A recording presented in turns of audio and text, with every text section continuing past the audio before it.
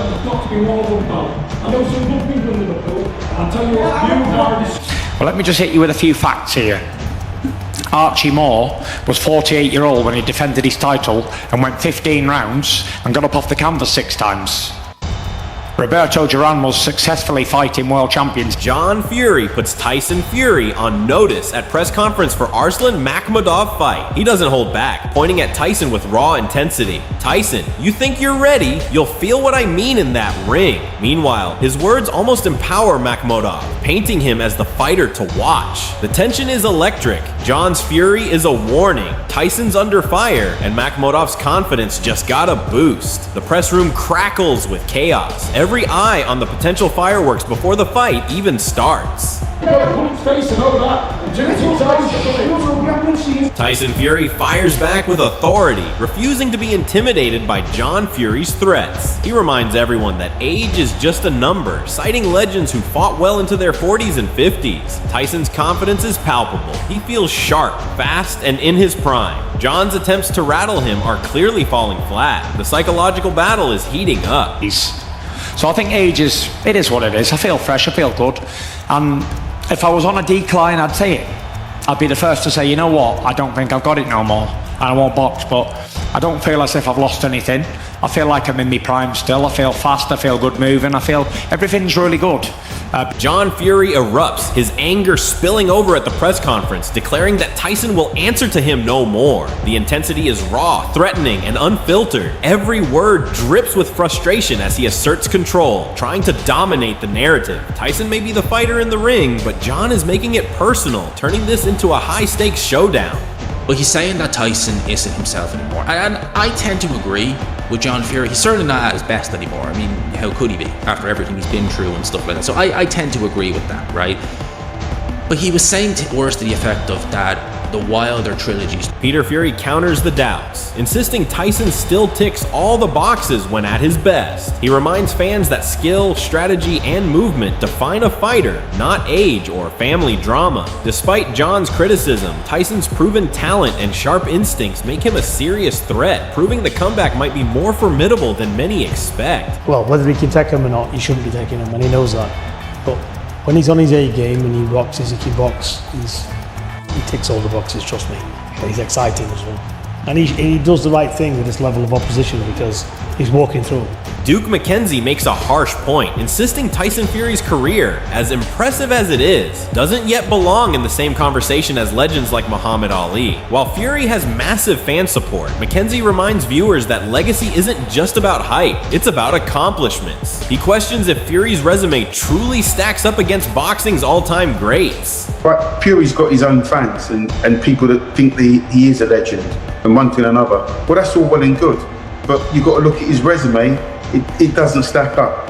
Not to the great fighters. It doesn't stack up. So Frank Warren backs Tyson's comeback timing, arguing that fighting now is smarter than waiting, as lingering inactivity could dull his power. Warren also notes John Fury's frustrations, highlighting tension over training and preparation. The spotlight is on Tyson's readiness, while fans and insiders debate whether he still has the speed, stamina, and sharpness to dominate in the ring. You know, I'm sure Tyson would prefer that not to be said, and you know, I'm a big believer, you know, you haven't got to tell the world what you got to say to your family, yourself, and Frank Warren emphasizes that Tyson's comeback is entirely his choice. Financially secure and set for life, Fury's decision to fight is driven purely by passion. Despite family concerns and his father's criticisms, Tyson remains committed, training hard and staying in top shape. Warren frames it as a test of desire, focus, and discipline rather than necessity. Well, I never asked him to come back or encouraged him in any way because that's got to be his decision. He's a very wealthy guy.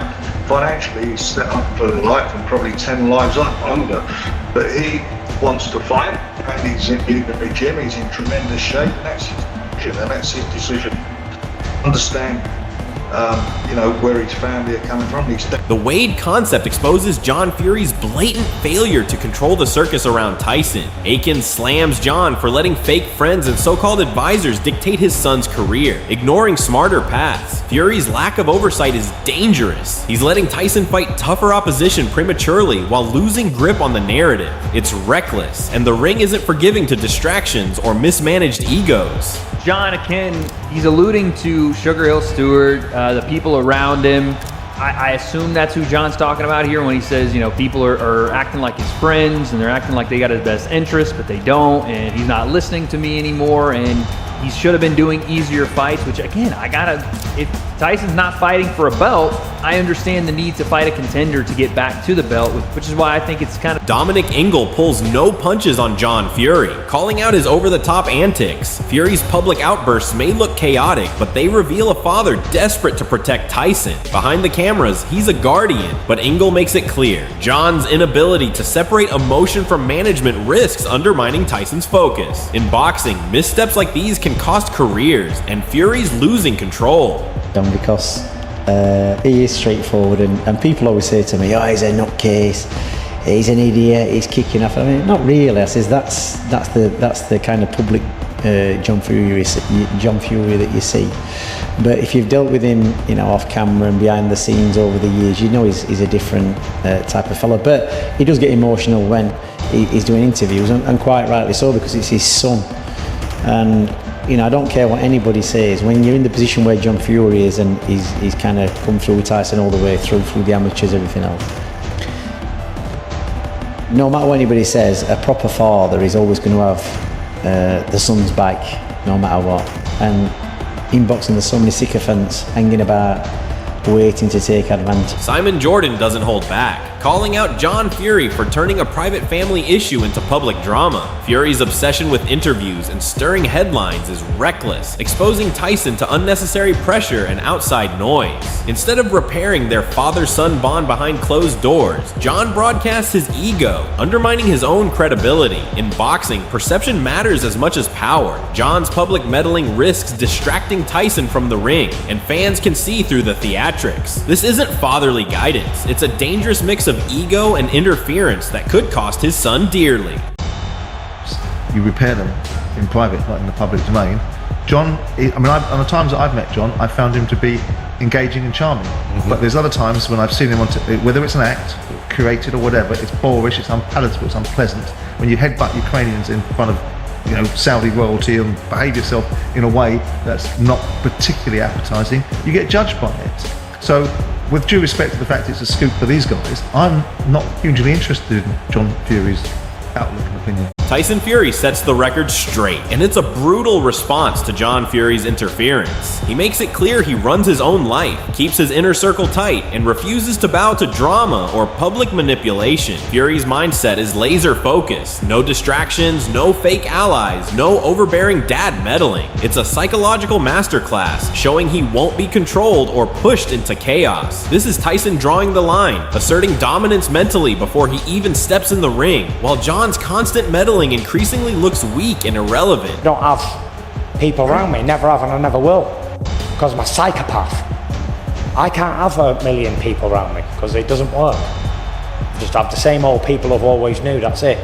I'm not interested in making new friends, I'm not interested in what the next man's got, I'm not interested in what the next door neighbour's doing, don't care. Keep yourself to me. Shane Fury nails it. Tyson has already conquered everything the sport and life can offer. Yachts, holidays, fame. He's done it all. There's nothing left to motivate him except the challenge of boxing itself. John Fury's threats and over-the-top rhetoric are meaningless in this context. They can't touch a man who's mentally bulletproof and bored with life's luxuries. Tyson fights for legacy, pride, and dominance, not for approval. Shane's point exposes John's loud declarations as desperate posturing. He's trying to control a fighter who is already untouchable and untethered from his father's chaos. Yes, there's nothing more left in life for these boxers. When these great boxers, what's completed the game and they've got everything, what else can Tyson do? You know, there's only so much yachts and sailing, and there's only so much flying on holidays, and there's only so much fucking whatever a normal person thinks is good you can do before you're sick to death of it. Shane McGuigan drops a sharp warning. Tyson doesn't need his dad stirring trouble this time. John's history of chaos and shouting may have had a purpose before, but in this fight, it's a liability. Tyson is smart, disciplined, and focused. He can call the shots himself and even make a U-turn if he chooses. John's attempts at control are being outclassed mentally and strategically. McGuigan frames it perfectly. This isn't a battle of fists, it's a war of influence influence, and John Fury is already losing ground, while Tyson's calm and calculated mindset is ready to dominate. Use his dad to keep him involved and as a infiltrator, someone that can shout and scream and cause a bit of chaos and unrest, and I think he doesn't need that in this fight, so he might make a U-turn when he needs it. Johnny Nelson lays it bare. Tyson Fury's next fight against Makhmudov is far from simple. Fury's hands remain lightning fast, but at 37, his feet are under scrutiny. Nelson highlights the danger of cutting corners in training. One slip could cost him against younger, hungrier opponents. The underlying tension is palpable. John Fury's constant interference is irrelevant here. Tyson must focus. Makhmudov poses a legitimate threat with height, strength, and youth on his side, meaning this isn't just a comeback, it's a test of every facet of Tyson's ability. Mahmoudov's made for him. It's a perfect fight for him. Got the height, looks the part, he's strong. I think Tyson's hands will be too fast.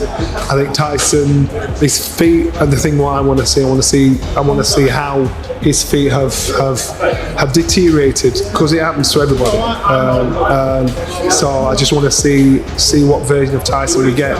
He's out in Thailand training, so he's got to make sure he trains right. No cutting corners at this stage in your life. 37 years old. There's a lot of young lions knocking at the door, watching you. You're in a meal ticket, they're planning for you already. And I think Tyson. Spencer Oliver paints Tyson's return as high-stakes drama. Mentally sharp and physically prepared in Thailand, Tyson is ready to prove he still dominates the heavyweight scene. Oliver hints at lingering questions about his mobility, emphasizing the anticipation around his legs and movement. John Fury's overblown antics fade in comparison to Tyson's disciplined preparation. The pressure is real. Young lions are circling, waiting for him to falter, and fans are on edge. Tyson's return isn't just about winning, it's about showing the world that despite retirement, age, and distractions, he remains the benchmark. Every jab, step, and feint will be scrutinized, and John Fury's loudmouth warnings will mean nothing if Tyson's feet carry him to victory. If they stop, and if we do, for an example, a circuit, and it's 10 exercises, and they're doing it with faster people what can do the exercises faster, well, some of the kids might jump up at 7 exercises. But Liam Goff underscores the risk. Over a year out of the ring for a man who relies on movement is dangerous. Tyson Fury must shake off 15 to 16 months of inactivity while proving his legs, timing, and reflexes remain elite. John Fury's constant interference only adds pressure, yet Tyson thrives on proving naysayers wrong. This fight is a psychological and physical puzzle, and every fan, pundit, and media voice will be watching for signs of decline. A slow start could embolden Makhmudov, and any mistake might be costly. Fury's return is more than a fight. It's a test of whether the champion's focus and skill can overcome time, age, and the chaos surrounding his camp. And Tyson Fury has been out of the ring for well over a year now. By the time he gets back in the ring on April the 11th, he will have been out of the ring for well over a year. You're probably talking close to 15, 16 months. It's a long time, especially for someone who is more of a mover, more a boxer. It's not like a pressure fighter who can just... Lennox Lewis highlights the excitement of Tyson's comeback. The public has missed the drama, the style, and the dominance Fury brings. Despite retirement, Lewis points out the unpredictability. Tyson could be sharper than ever, or show cracks no one expected. John Fury's theatrics cannot mask the fact that this is Tyson's decision, and he's committed to proving it. Fans should prepare for a spectacle, as every punch carries weight, and every step will be scrutinized. Retirement hasn't dulled the hype. If anything, it magnifies the stakes. This fight isn't just about Makhmudov, it's about Tyson asserting that he remains heavyweight royalty, with or without his father's dramatic interference. That's always, a man doesn't get what he wants, he gets what he works for. And obviously, in the boxing circle, you all hear rumours of what's going on, and all I'm hearing from you is kind of the work and the fitness. Has that been a key part of this, Cameron? Well, you have to do some self-reflection, and I think if we look at my last performance, I think that's... The clock is ticking, and all eyes are on April 11th. Tyson Fury is back, sharper, heavier, and hungrier than ever, ready to silence critics and prove that John Fury's theatrics mean nothing inside the ring. Makhmudov is a real threat, strong, young, and motivated, but Tyson's experience, skill, and footwork could make the difference. Every punch, step, and feint will be dissected by fans, pundits, and haters alike. The question is simple: has retirement dulled the Gypsy King, entertaining, or will he dominate like the legend we know? Comment below. Who do you see walking out victorious? Is this the Tyson Fury comeback to remember, or will Makhmudov shock the world? Don't forget to like, subscribe, and hit the bell for full fight breakdowns.